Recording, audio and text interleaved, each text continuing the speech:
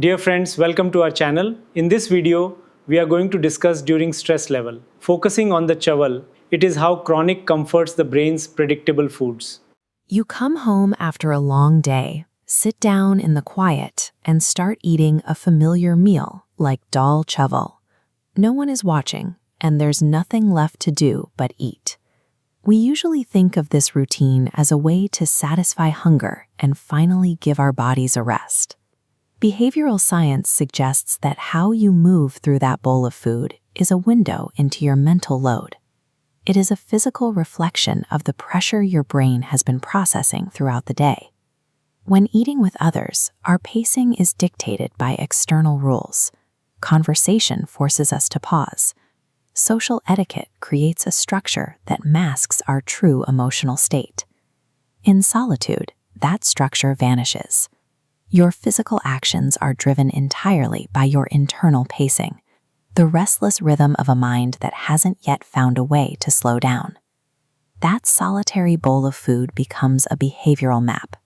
It shows the physical evidence of your mental exhaustion through the simple mechanics of eating. Under normal conditions, the brain processes hunger, comfort, and reward in separate circuits. They work together, but they stay in their own lanes. Chronic stress changes that.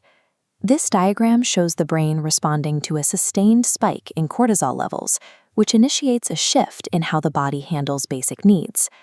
High cortisol levels fundamentally alter the lateral habenula, the brain's center for reward and disappointment. This pulsing node shows the circuitry becoming irregular as the stress load increases. This rewired circuitry forces the brain to look at food differently.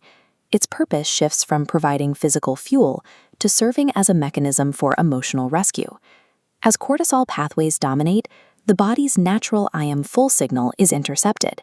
It dissolves before it can reach the reward center, making it difficult for the brain to register satisfaction. This disruption manifests in the way you eat, finishing a plate much faster than you intended, or taking extra spoonfuls even when your stomach is physically full. Chronic stress entirely overrides your physical neurobiology. It ignores the signals of fullness in a desperate attempt to maintain psychological comfort. If the brain is looking for a reward, why does it choose something as basic as Dal Chawal instead of something more indulgent? The answer lies in decision fatigue. This battery icon represents your mental energy, which drains when you're forced to navigate a maze of complex choices. Dal Chawal requires almost no cognitive energy. It is predictable in taste and texture. For an exhausted brain, the choice morphs into a single straight line that leads to a known outcome. That predictability provides a soft landing.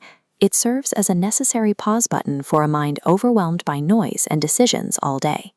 During high-stress periods, we gravitate towards staples for their low cognitive demand.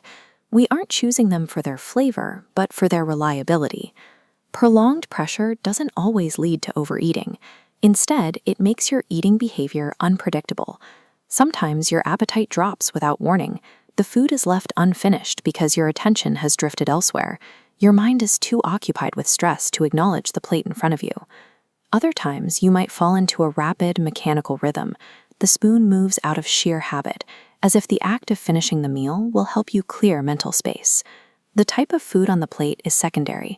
The significance lies in the micro-deviations of your physical behavior, the pacing, the pauses, and the moments when you stop noticing the food entirely.